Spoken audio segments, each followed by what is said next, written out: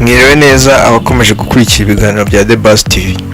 Nizere ko mwese mwaranje gukora subscribe. Kuri uyu munsi tugiye kubabwira ku munyarwenya Arthur Nkusi. Uyu nguyu akaba amenyerewe cyane kuri radio ya Kiss FM. Arthur Nkusi ejo bundi ku munsi w'abakundanye cyangwa se kuri Saint Valentin yagize gutya abinyujije kuri Instagram ya postinze umukobwa ashyizemo ifoto ya black and white cyangwa se y'umukara n'umweru, ku buryo benshi batabashije guhita bahishura exactement uwo ari we.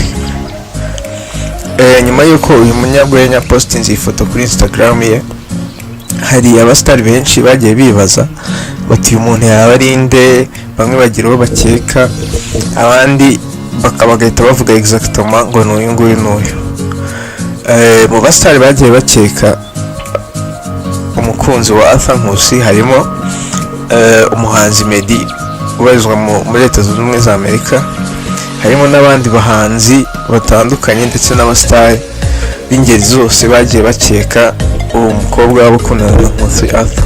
Nk'uko bigaragara muri comments zigiye ziri kuri iyi foto postinze ku rukuta rwa Instagram rwa Arthur Nation, ariyo account ya Arthur Nkusi, biragaragara ko benshi bagiye bahuriza ku mukobwa witwa Fiona Mutoni, n'ubwo Arthur Nkusi aherutse kubihakana imbere y'abanyamakuru mu kiganiro yagiriye kuri KT Radio. The Buzz TV twabegeranyije amwe mu mafoto ya Fiona Mutoni byaba bikekwaho ko akundana na Arthur Nkusi, ushobora kuyihera ijisho.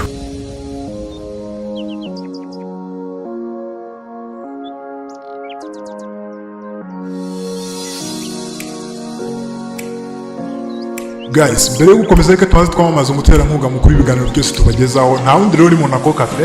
Monaco Cafe ni resitora igezweho hano mu mujyi wa Kigali, igufitiye pizza, chips, burger n'ibindi byose ujya wifuza kurya wasohotse. Igufitiye kandi ibinyobwa by'ubwoko bwose.